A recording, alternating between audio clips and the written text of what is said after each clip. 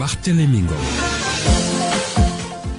À la une, Cour suprême, Ousmane Sonko joue sa dernière carte en vue d'une éventuelle participation à la prochaine élection présidentielle. La juridiction statue à l'instant sur le recours introduit par ses avocats suite à sa condamnation en appel à 6 mois de prison avec sursis pour diffamation et injure publique dans l'affaire du Prodac. Si la Cour confirme le verdict en appel, Sonko ne pourra pas être candidat en février. Il va perdre ses droits civiques et politiques. Le parti PASTEF, justement, il aurait eu 10 ans ce 4 janvier s'il n'était pas dissous. Mais en 9 ans d'existence, la formation d'Ousmane Sonko a réussi à se frayer un chemin, une percée fulgurante dans le landerneau politique. Il a été dissous le 31 juillet dernier. Anna Rocha revient sur l'histoire du parti PASTEF et les motifs de sa dissolution. Le juge des élections qui continue de passer au peigne fin les dossiers de parrainage des candidats. Anta Babacar Ngom, la première femme à avoir réussi cette épreuve, son dossier a été validé, de même que celui de Khalifa Ababakar Sall qui était parrainé par des députés, Aminata Touré, Amadou Ba ou encore Mamboy Diao attendu devant la commission. Hôpital de Fatick, désormais il faudra dire centre hospitalier régional Adja Mariam Faisal du nom de la première dame. Le projet de décret a été adopté hier en Conseil des ministres à Fatick. La mesure est diversement appréciée. Georges Déthié Diop sera avec nous pour les actualités internationales et la revue de la presse. Le journal de la CAN, une présentation de Cheikh Tidiane Diagne. Rendez-vous juste après cette session d'information.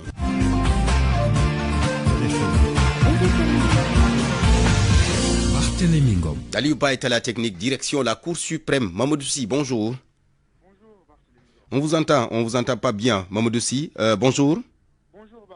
Alors, Ousmane Sonko qui joue sa dernière carte en vue d'une éventuelle participation la juridiction, à la prochaine élection présidentielle. La juridiction statue à l'instant sur le recours introduit par ses avocats suite à sa condamnation en appel à 6 mois de prison et une amende de 200 millions de francs CFA. Absolument, Barthélémy Ngom, il faut retenir que les avocats d'Ousmane Sonko veulent d'abord que la Cour suprême... Mamadou Sy. Oui. Apparemment, vous avez des écouteurs. Est-ce que si tel est le cas, est-ce que vous pouvez les enlever? Parce que là, on a du mal à vous entendre correctement. Allô, oui, vous m'entendez? Oui, ça ne passe toujours pas. Vous essayez de vous déplacer. Mamadou Sy, on vous retrouve d'un moment à l'autre. Quelques soucis avec cette liaison. Mamadou Sy en direct de la Cour suprême. La Cour suprême qui justement statue sur le recours introduit par les avocats d'Ousmane Sonko suite à sa condamnation en appel à 6 mois de prison avec sursis et 200 millions d'amende pour diffamation et injure publique. C'est dans l'affaire du Prodac. Eh bien, si la Cour confirme le verdict en appel, Ousmane Sonko va donc perdre ses droits civiques et politiques et donc il ne pourra pas être candidat à la présidentielle de février prochain. Nous restons avec Ousmane Sonko, le leader du parti PASTEF dissous. Le parti PASTEF qui justement aurait eu 10 ans ce 4 janvier 2024. En 9 ans d'existence, la formation d'Ousmane Sonko a réussi à se frayer un chemin, une percée fulgurante dans le landerneau politique. Le parti a été dissous le 31 juillet dernier par les autorités sénégalaises pour mouvement insurrectionnel, acte de saccage et pillage de biens publics et privés.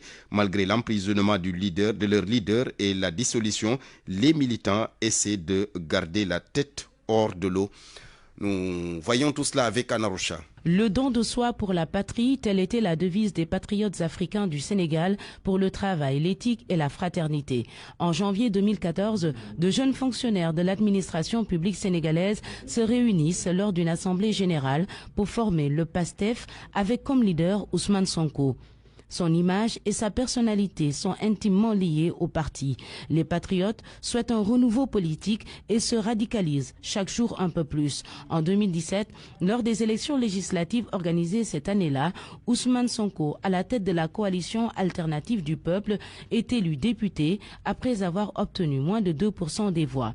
2 ans plus tard, il se lance dans la course à la présidentielle. Grâce à son discours anti-système et son charisme, Ousmane Sonko mobilise. Les jeunes surtout se voient à travers lui. Pour sa première participation à la présidentielle, il arrive 3e derrière le président Macky Sall et l'ancien premier ministre Idriss Seck. Les choses basculent à partir de février 2021 lorsque Adji Sarr, une jeune masseuse, porte plainte contre l'opposant pour viol. Ousmane Sonko, dont la popularité ne cesse d'augmenter, crie au complot politique et galvanise ses troupes en vue d'une éventuelle condamnation. Un mois plus tard, le Sénégal est secoué par de violentes manifestations. 14 personnes meurent à la suite de ces émeutes pour dénoncer l'arrestation d'Ousmane Sonko. La saga politico-judiciaire va durer 1 an. Pastef plie, mais ne rompt pas. Les dernières élections locales en sont la preuve. Une bonne partie des collectivités territoriales sont tombées entre les mains de l'opposition grâce à la coalition Yewwi Askan Wi qui impose par ailleurs la cohabitation à l'Assemblée nationale. Le 1er juin 2023, Ousmane Sonko est finalement condamné pour corruption de la jeunesse dans l'affaire qui l'oppose à Adji Sarr. Une nouvelle série de manifestations éclate dans le pays.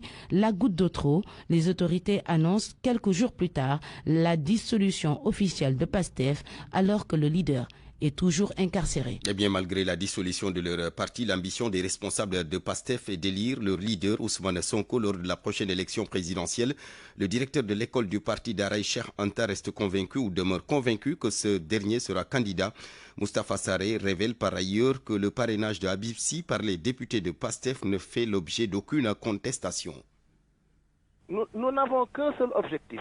Le parti aujourd'hui n'a qu'un seul objectif, faire de Ousmane Sonko le 5e président de la République au soir du 25 février 2024. Ousmane est toujours dans la course et partout où le droit sera dit, comme paraphraser l'autre, il aura gain de cause. Il n'y a aucune raison pour que Ousmane ne soit pas candidat en 2024. Et il le sera, Inch'Allah. Et au soir du 25 février, vous verrez que les Sénégalais porteront leur choix sur lui et nous aurons un Sénégal nouveau à partir du 26 février, Inch'Allah. Les députés de PASTEF ont parrainé le candidat Habib Sy. Alors, comment cette décision est perçue au niveau du parti? Comment vous appréciez cette décision? Ah non, dans le parti, nous sommes des démocrates et nous savons que le mandat n'est pas impératif. Les députés sont libres de parrainer qui ils veulent. Habib Sy étant un allié de taille, les députés, en toute indépendance, ont parrainé le candidat qu'il est. Et voilà, c'est comme ça que cela s'est passé. Et les militants l'acceptent. Les militants l'acceptent avec beaucoup de joie d'ailleurs. Est-ce qu'il n'y a pas de risque de révolte ou de fronde au niveau du parti? Aucun risque de révolte. PASTEF n'a jamais connu ce genre de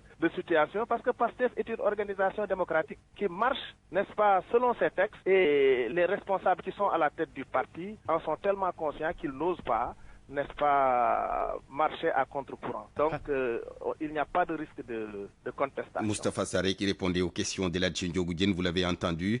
Il a déclaré donc que le parrainage de Habib Sy par des députés de PASTEF ne fait l'objet d'aucune contestation. Eh bien, des analystes politiques voient le contraire. Ils évoquent plutôt un problème. Car pour eux, c'est juste un mariage de raison, mais les ténors ne doivent pas négliger les militants, surtout ceux qui ont un slogan « Sonko ou rien ». Salimata Aou. Habib Sy a validé ses parrainages avec 13 députés de l'ex-PASTEF. Un plan C, comme le stipulent certains observateurs, mais qui comporte beaucoup de risques. Dr Demba Gueye, analyste politique. Et ça, c'est extrêmement important. Quand l'opinion analyse, il pense à des candidats. Mais il est très rare, voire même inexistant, de voir quelqu'un qui pense à Habib Sy quand on compte parmi les opposants les plus en vue. Donc choisir Habib Sy comme candidat du PASTEF, ça peut être problématique. On pouvait comprendre le choix de Bassirou Diomaye Faye. Habib Sy n'a pas la légitimité aujourd'hui du PASTEF. Il n'a pas la popularité. L'ancien président de la conférence de Yewwi Askan Wi présente des gages en tant que leader. Ce parrainage est un mariage de raison, affirme Hassan Samb, analyste politique. Il en a la carrure, il en a l'expérience. Et c'est quelqu'un de calme et de posé. Et donc, il pourrait porter, à mon avis, les aspirations des patriotes, au cas où, bien sûr, Sonko ne passerait pas. Ce serait un bon cheval. Et c'est une situation qui arrange également Habib, parce que sans les patriotes, ce ne serait pas sûr que lui aussi passe l'étape du parrainage. Et donc, c'est un mariage de raison qui est assez stratégique. Toutefois, des frustrations et fissures peuvent naître, même si Habib Sy promet de renoncer à sa candidature en cas de validation du dossier de Ousmane Sonko. Ça ne sera pas un choix que tout le monde va partager, c'est évident. Et pas seulement les cadres, vous avez pensé aux cadres, certainement, les bureaux et les guides, mais ils ne seront pas les... Il y a des militants qui vont dire non, nous c'est Sonko ou rien. Quel que soit l'attachement des militants du PASTEF à la personne d'Ousmane Sonko, si Ousmane Sonko fait un mauvais choix, il risque de perdre des électeurs. Ça, c'est extrêmement important. Habib Sy, il faut le souligner, est très proche de Ousmane Sonko. Il avait récemment annoncé sa candidature à la présidentielle. Son choix ne risquerait-il pas de créer des scissions au sein des ténors du PASTEF? Les analystes politiques sont formels. C'est inévitable. Oui, Tensi Salimata, on retourne à la Cour suprême. Mamadou Sy, vous êtes bien là? Bonjour Barthélémy Ngom. Voilà, là c'est plus clair. Alors Ousmane Sonko qui joue sa dernière carte en vue d'une éventuelle participation à la prochaine présidentielle, la Cour suprême qui statue à l'instant sur le recours introduit par ses avocats. Exactement, Barthélémy Ngom. Il faut retenir d'abord que les avocats d'Ousmane Sonko veulent que la Cour suprême sursoit à statuer sur donc, ce pourvoi en cassation. Ils veulent d'abord que le Conseil constitutionnel puisse d'abord se pencher sur ce qu'ils qualifient, ce qu'ils appellent plutôt l'exception d'inconstitutionnalité. Selon eux, la Cour suprême doit attendre d'abord que le Conseil constitutionnel se prononce avant de statuer donc, sur ce pourvoi en cassation. L'exception d'inconstitutionnalité a été soulevée au mois d'octobre selon les avocats. Les avocats de Mame Niang ont reçu également cette requête selon Maître Ciré Clédor Ly. Il faut dire que 2 rapports donc, ont été déposés au niveau de la Cour suprême. Le premier, c'est le rapport principal concernant donc, le procès qui avait opposé Ousmane Sonko à Mame Niang. L'autre, c'est le rapport complémentaire, là où les avocats d'Ousmane Sonko soulèvent donc ce qu'ils qualifient d'exception d'inconstitutionnalité. Alors, pour le moment, les avocats n'entrent pas encore dans le fond, ils restent sur la forme, car ils ne veulent pas que la Cour suprême puisse d'abord statuer sur le pourvoi en cassation qu'ils avaient eux-mêmes introduit. Sur le pourvoi, ils ont soulevé, Barthélémy Ngom, 5 moyens, à savoir donc la violation de la loi, la nullité de l'arrêt, mais également le défaut de base légale, l'absence de motifs et également le dernier moyen, c'est la dénaturation des écrits. Donc 5 moyens pour pouvoir donc casser l'arrêt qui a été rendu par la Cour d'appel de Dakar. Mais pour le moment, retenez que les débats se fondent sur donc le sursoir. Ils demandent d'abord à la Cour de sursoir, bien sûr, à statuer sur le pourvoi qu'ils avaient introduit. Selon la Cour suprême, le Conseil constitutionnel, Barthélémy Ngom, doit d'abord se prononcer. Merci. Mamadou Sy, en direct de la Cour suprême. Je rappelle juste que la juridiction a été saisie d'un recours par les avocats d'Ousmane Sonko suite à sa condamnation en appel à 6 mois de prison avec sursis et 200 millions de francs CFA de dommages et intérêts à verser à Mame Niang, Sonko, qui a été condamné pour diffamation et injure publique dans l'affaire du Prodac. Boubacar Dieng, bonjour. Bonjour Barthélémy, bonjour à tous. Le juge des élections, Boubacar, le Conseil constitutionnel qui continue plutôt de passer au peigne fin les dossiers de parrainage des candidats. Anta Babacar Ngom, la première femme à avoir réussi cette épreuve, son dossier a été validé de même que celui de Khalifa Ababacar Sall. Et justement, Barthélémy, avant de progresser, je vous propose d'écouter Issakha Diouf, qui est le mandataire d'Anta Babacar, qui s'exprime à l'instant. di julli ci yonent bi sallallahu alayhi wa sallam di sant tamit suñu ay waajur mais surtout di sant sénégalais yi nga xam ne nii ñoom ñoo wóolu Anta ba nanga koo parrainé. Alors ñaata parrainage ngeen daal di Boubacar Dieng. Allô Barthélémy. Oui. Oui, donc vous venez de l'entendre, c'était la version wolof, le mandataire d'Anta Babacar Ngom, Issakha Diouf, qui s'exprimait à l'instant. Il faut retenir qu'Anta Babacar Ngom, donc, qui est la première femme à avoir réussi donc, ces parrainages-là, a validé plus de 45 000. Donc plus de 45 000 de ses parrains ont été validés, raison pour laquelle elle passe dès le premier tour. Mais avant elle, donc, il y avait l'ancien Premier ministre Abdoul Mbaye. Lui, il est autorisé à passer au second tour donc, pour valider des parrainages parce qu'il en a validé aujourd'hui. Pour régulariser plutôt, il en a validé plus de 30 000. Après lui, il y avait Cheikh Ouldou Alassane Sen et Alassane Niang. Tous ces deux-là ont été recalés plutôt. Le second n'a validé que plus de 5 000 de ses parrains. Khalifa Ababacar Sall, vous l'avez dit, a réussi le parrainage parlementaire, c'est-à-dire 13 députés. Anta Babacar Ngom qui passe avec plus de 45 000. Et donc à l'instant où je vous parle, c'est le mandataire de la candidate Aminata Touré qui est devant la commission de contrôle des parrainages donc pour que ces parrainages puissent être passés au peigne fin. Après lui, la suite du programme, c'est Alpha Thiam qui va venir. Après Alpha Thiam, il y a le candidat de Benno Bokk Yakaar, Amadou Ba. Après Amadou Ba, El Hadj Mamadou Diawo, plutôt Mamboy Diawo. Et la liste de cette matinée sera clôturée par Ibrahima Abou Nguette qui va passer en 10e position concernant le programme de cette matinée et retenir aussi que dans l'après-midi, il y a d'autres qui vont passer. 10 autres, Boubacar Dieng, en direct du Conseil constitutionnel. La coalition CAP 2024 dirigée par Alioune Sarr qui a déposé une requête au niveau de la juridiction, au niveau du juge des élections, le Conseil constitutionnel, pour contester l'invalidation de leur parrainage. Mamadou Ndiaye, le mandataire, informe que la région de Kaffrine a été omise, entre autres motifs qui justifient cette requête. Nous l'écoutons avec Boubacar Dieng. Nous venons de sortir du bureau du secrétaire du Conseil constitutionnel pour déposer une requête. On avait sillonné tout le Sénégal et on avait déposé pour 14 régions. À notre grande surprise, la région de Kaffrine a été supprimée de nos documents. Et aussi la région de Louga, non seulement la région de Louga n'est pas supprimée, mais la région de Louga était versée aussi dans la région de Ziguinchor, ce qui est un paradoxe. Maintenant, à l'issue du contrôle, les résultats qui sont sortis, c'est 55 939 parrains déposés, parce qu'on a sorti la région de Kaffrine, parce que nous, on avait déposé 58 975. Maintenant, ce qui est encore plus catastrophique, c'est les non identifiés dans le fichier. 32 920. Presque 33 000 de nos parrains sont non identifiés dans le fichier que détient le Conseil constitutionnel. Ça, c'est un problème. Maintenant, on nous a remis une clé. Quand on a visualisé la clé, ce qui est aussi à signaler, on a trouvé dans le fichier des parrains qui ont eu l'honneur de nous parrainer, leur nom, leur numéro de carte d'identité, leur numéro carte électeur figure dans le document qu'ils nous ont remis en disant qu'ils sont introuvables dans le fichier. Et ces personnes-là ont voté les élections passées.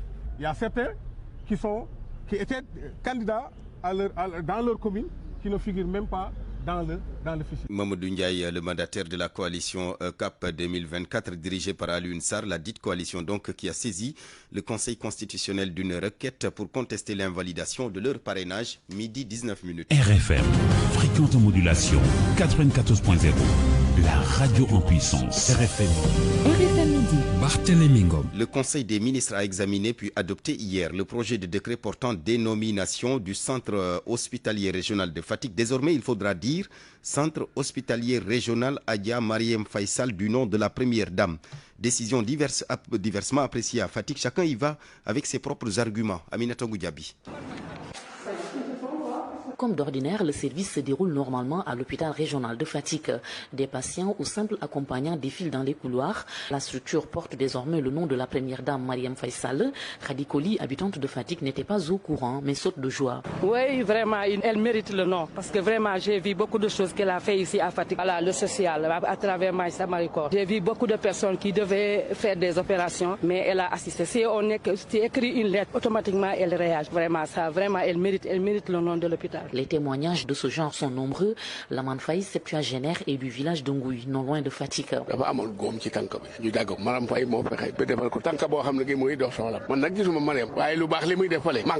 Lunettes de soleil, sac à dos, Alioune Ndour sort d'une banque de la ville.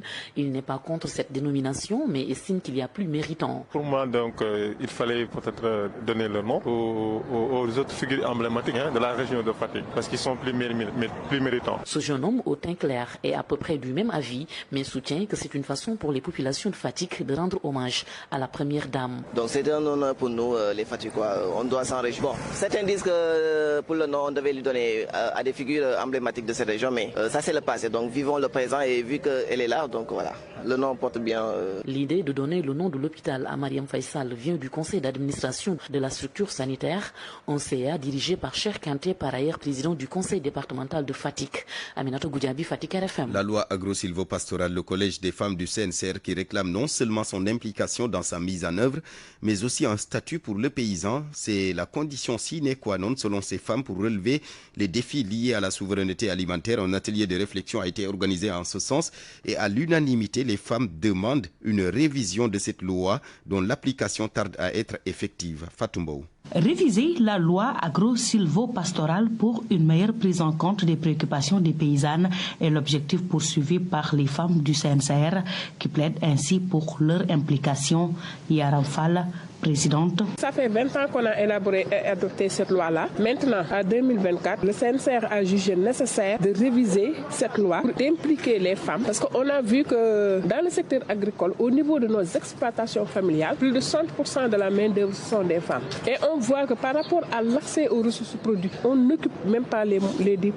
Qu'on donne un statut vraiment prépondérant pour le paysan. La collaboration des élus locaux, entre autres, est plus que nécessaire pour relever les défis nécessitant également la coopération avec d'autres organismes. Mais on va nouer des concertations par rapport aux alliances stratégiques. Il y a les élus locaux, les parlementaires, les collectivités territoriales même, et même les autres plateformations qui ne sont pas le CNCR. Et pour avoir une bonne synergie, il faut nouer l'alliance avec toutes ces plateformes-là et tous ces organismes. L'accès aux terres, au financement des femmes et le statut du paysan demeurent jusqu'à présent des préoccupations pour ces acteurs qui interpellent encore la tutelle. Fatoumbo Kaulak, Radio Futur Média. Et puis cette marche de protestation des populations de Madayana, c'est dans la région de Louga. Elle dénonce l'absence d'équipements sociaux de base dans la zone. Un ultimatum a été lancé aux autorités. Nafissatou Ndiaye.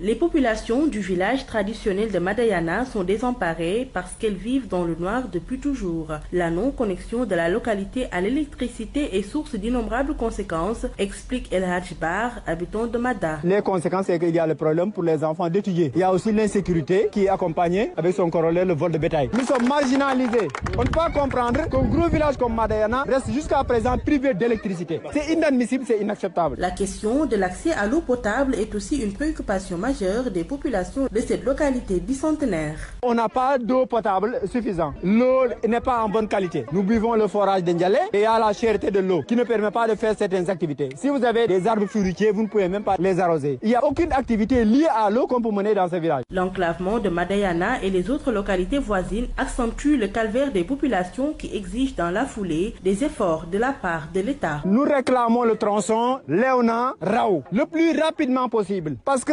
l'enclavement du village de Madayana et des villages environnants, à savoir Djokoul, Tcharen, Tcheleman, Ndjalé, Ndjagnfal, Dekbouré, Geti, Makatare, etc.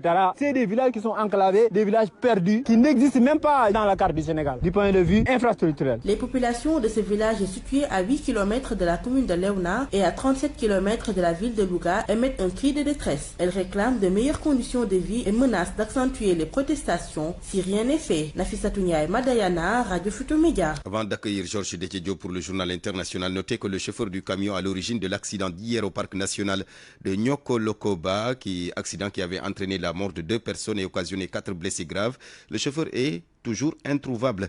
Il est activement recherché par la gendarmerie. Les 4 blessés graves, toujours en soins intensifs à l'hôpital régional Amat Dansoko de Kédougou. RFM. L'actualité internationale. Bienvenue Georges. Merci Barthélémy Ngom. Au Mali d'abord, le parti d'opposition Sadi risque la dissolution. Les autorités de la transition en veulent au parti Solidarité africaine pour la démocratie et l'indépendance pour un poste de son président sur les réseaux sociaux. Le gouvernement de transition a entrepris une démarche judiciaire pour le dissoudre. Nafissatou Sila. Le gouvernement malien qui intente une action en justice afin de dissoudre le parti Sadi, c'est parce qu'il considère que les propos d'Omar Mariko portent atteinte au crédit des institutions. Omar Mariko dénonce entre autres dans une lettre les crimes de guerre, la guerre menée par les autorités de transition contre les rebelles du cadre stratégique permanent. Une lettre adressée en novembre au président de la Turquie Recep Tayyip Erdogan pour lui demander de cesser de vendre des drones au Mali. Joint par RFI, Omar Mariko soutient que la logique actuelle au Mali, c'est tais-toi ou tu sors, ou bien tais-toi ou tu vas en prison. Selon lui, les autorités en place veulent faire de lui et du parti Sadi une bouchée. Concernant ses propos, il dit qu'il a le droit de revendiquer la paix et la justice pour son pays. Ils veulent essayer, selon lui, de le faire taire définitivement. Toujours selon le leader de Sadi, l'autorité en place ne veut pas qu'ils disent que la guerre au nord était une guerre inutile. Omar Mariko est en exil depuis 2022. Il avait fui le Mali craignant pour sa vie après avoir tenu des propos sur les accusations d'exaction visant l'armée malienne. Il assure que, dans ce contexte, c'est en son nom propre qu'il s'exprime et que ses propos ne doivent pas engager tout son parti. Nafissatou Silla, la crise au Soudan, Georges, va-t-on vers un cessez-le-feu? Les paramilitaires, les FSR, ont en tous les cas dit leur intention d'entamer des pourparlers avec l'armée soudanaise, des pourparlers immédiats et inconditionnels. Plus de détails avec Papa Ibrahim Ndiaye. Les forces paramilitaires de soutien rapide en collaboration avec la coalition civile Takadoum ont officiellement signé la déclaration d'Addis Abeba et ont invité l'armée à faire de même. Cette déclaration inclut des engagements envers le rapatriement des millions de personnes déplacées, l'établissement de voies sécurisées et l'inclusion des civils dans les pourparlers de paix. Il n'est pas certain que l'armée qui est hostile au mouvement pro-démocratique et l'accuse de s'aligner avec les FSR soutienne la déclaration. Le chef de la coalition Takadoum, Abdallah Hamdok, l'ancien premier ministre évincé par le FSR et l'armée soudanaise en octobre 2021, a exprimé l'espoir d'une réponse positive de l'armée à leur invitation. Bien que cette signature représente l'engagement le plus explicite des FSR envers la cessation des hostilités, des incertitudes persistent quant à la mise en œuvre réelle de ces engagements. Malgré les tentatives de résolution du conflit au Soudan, la guerre qui dure depuis 9 mois a provoqué la plus grande crise de déplacement au monde, causant d'importants dégâts aux infrastructures du pays et alimentant des préoccupations quant à la famine imminente. Les accords visant à protéger les civils n'ont pas été respectés malgré les efforts et négociations menés par les États-Unis et l'Arabie Saoudite. En Sierra Leone, l'ancien président Ernest Bai Koroma, inculpé hier de trahison pour son implication présumée dans une tentative de coup d'État ratée en novembre dernier. Selon un communiqué du ministère de l'Information et de l'Éducation civique, il est également inculpé de complicité de trahison, c'est-à-dire de dissimulation de la connaissance d'actes de trahison. Les accusations contre Koroma ont été annoncées un jour après qu'une douzaine de personnes a été inculpée pour des délits similaires en relation avec le coup d'État manqué. Le 26 novembre dernier, des dizaines de tireurs avaient lancé une attaque dans la capitale Freetown, attaque au cours de laquelle ils ont pénétré dans l'armurerie principale du pays, dans une prison où la majorité des plus de 2000 détenus ont été libérés. Au moins 18 membres des forces de sécurité ont été arrêtés, ont été tués plutôt. Plus de 50 suspects, dont des officiers militaires, ont été arrêtés.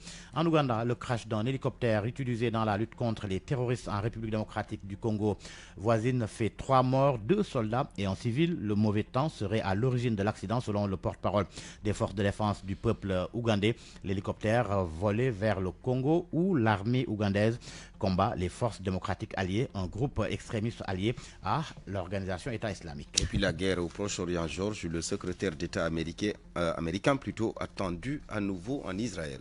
Anthony Blinken quitte Washington ce jeudi, un déplacement très attendu alors que la guerre entre Israël et le Hamas risque de s'étendre au reste de la région depuis une frappe mardi fatale au numéro 2 du Hamas, Saleh al-Aroui, et une double explosion qui a fait 95 morts hier mercredi en Iran. Le chef de la diplomatie américaine effectue cette nouvelle tournée dans l'espoir d'éviter une expansion de la guerre à Gaza. Merci beaucoup Georges.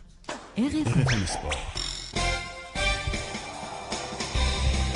Le sport, la Ligue 1 d'abord avec le Casa Sport qui arrache la victoire contre le Teungueth FC lors de la 10e journée et s'offre son deuxième succès de la saison. Malgré cette victoire, le Casa Sport reste toujours à la dernière place du classement, à 1 point du premier non relégable. Le Teungueth FC n'est plus invincible. Le club rufisquois a essuyé ainsi sa première défaite de la saison. Manque d'infrastructures sportives à Kilmaha, le stade de la localité n'existe que de nom. Pas de gazon, encore moins de projecteurs, ce qui pousse les jeunes footballeurs de Kilmaha à aller monnayer leur talent ailleurs. Le nouveau stade de Kilmaha est fonctionnel, mais les sportifs de cette localité nichée au cœur du Cayor des profondeurs ont besoin de projecteur de l'engazonnement du terrain de football. Khadim Faye, le président de la zone de Thilmakha. Comme vous le savez, à Thilmakha, le stade n'a ni un gazon synthétique, des lampes. Nous demandons aux autorités, ils peuvent le faire dans les plus brefs délais, de nous octroyer des lampadaires, au moins en attendant l'octroi du tapis gazonné. Le parrain de la finale, Cheikh Maï Diop, a manifesté tout son soutien aux jeunes. Pour lui, Thilmakha doit disposer d'un terrain de football capable de pouvoir leur permettre de monnayer leur talent. Ce sera une aubaine pour la population de Thilmakha et la population de tout le Cayor des profondeurs. Il y a un comportement, il y a un travail à faire et qu'ils doivent se battre. On voit qu'ils sont en train de faire des efforts, mais pour moi, ça reste. La finale de la zone de Thilmakha a été âprement disputée. L'ASC Khalay Tay de Kermondoumbé a battu l'ASC Diamono de Thilmakha par 2-0. RFM Thiès, Cheikh Ante Diop. Cheikh Ante Diop, le football, cette fois-ci à l'étranger, la 19e journée de la Liga. 3 matchs donc ce soir. Osasuna qui joue Almeria, ce sera à 16h, 18h15, Séville Athletic.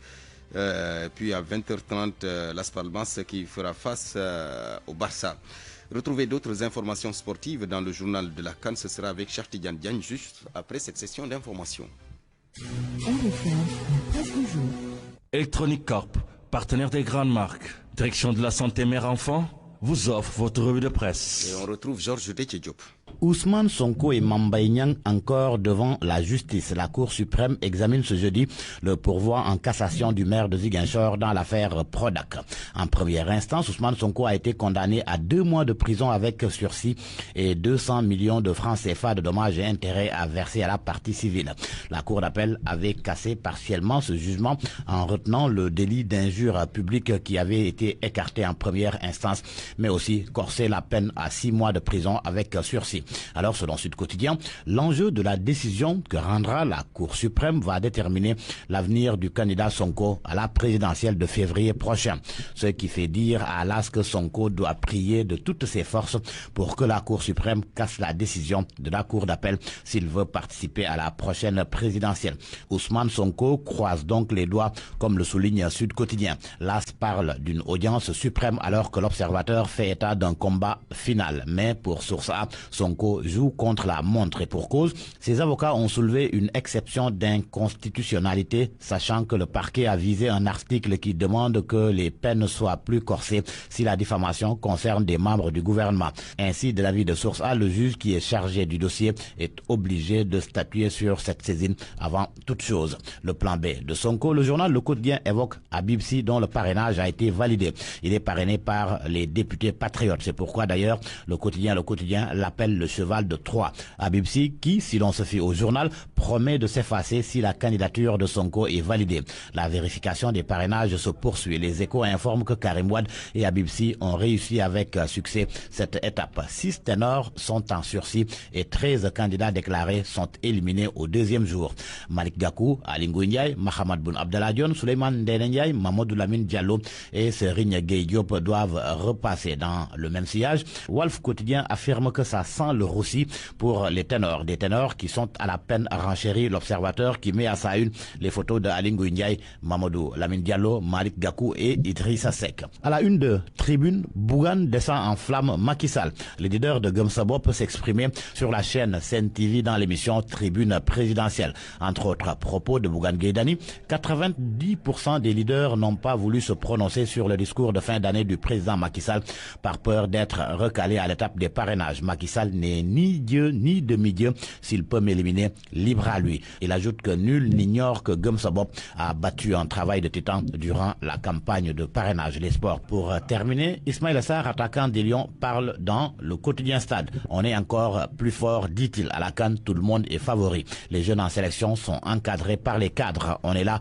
pour la nation. On donne tout pour le Sénégal. Ismaïla Sarr qui fait savoir que Sadio Mané, Kalidou Koulibaly et Mendy sont prêts. Record, lui, rapporte des propos tenus par le défenseur des Lions, Moussa Niakhaté. On va assumer notre statut de favori, confie-t-il dans le journal Record, le journal qui se fait l'écho de la 4e séance d'entraînement des Lions qui prépare la CAN 2023 en Côte d'Ivoire. 18 Lions étaient présents hier, Sadio Mané et Kalidou Koulibaly absents. Sadio Mané qui procédait à l'inauguration du stade de Bambali, son village natal. D'où cette exclamation de Record, Sadio gâte la jeunesse de son village. À vos kiosques. kiosque et bonne lecture. Electronic Corp, partenaire des grandes marques, direction de la santé mère-enfant, vous ont offert votre revue de presse. Merci beaucoup Georges Détié Diop, midi 35 minutes. Mesdames, Messieurs, merci à vous. C'était le journal présenté par Barthélémy Gomis en nom d'Aliba Digital Maïsambay, réalisation et la Goudienne, chef d'édition Awambaï Mamasoukan. Retrouvez El Djondjogou justement à 13h, notre journal en Wolof. Bonne suite de programme, le journal de la Cannes, une présentation de Cheikh Tidiane Diagne.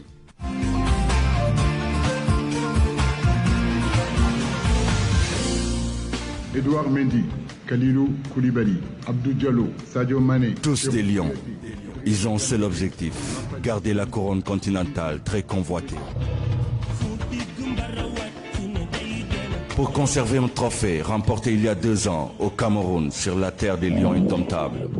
Les revoilà, Sadio Mané et sa bande en mission sur la terre des éléphants. Les lions ont encore faim. Tout à l'heure dans l'exercice, Sadio Mané, la course d'élan de Sadio Mané. C'est que les statistiques disent que souvent le vainqueur de la dernière CAN il sera éliminé au premier tour. Mais nous on va tout faire pour déjouer cette statistique-là. Ça sera la CAN la plus élevée et avec l'expérience. Sur la RFM, vous ne raterez rien de cette nouvelle épopée des Lions. Les actualités et les coulisses de la tanière, ainsi que la vie des Sénégalais en Côte d'Ivoire. Gagner cette coupe. C'est une manière de leur rendre hommage. Rien ne vous échappera grâce à nos envoyés spéciaux. Toutes les actualités de la CAN sur la RFM, dans nos éditions du matin, de la mi-journée et du soir. La CAN sur la RFM, c'est non-stop.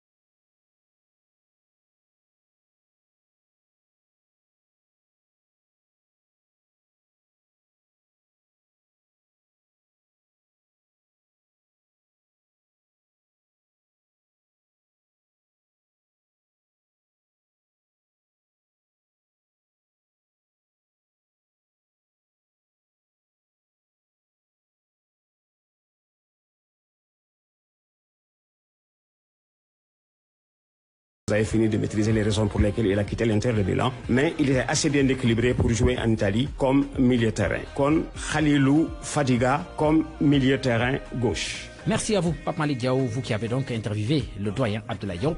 Merci à vous également d'avoir suivi le journal de la Coupe d'Afrique des Nations qui vous a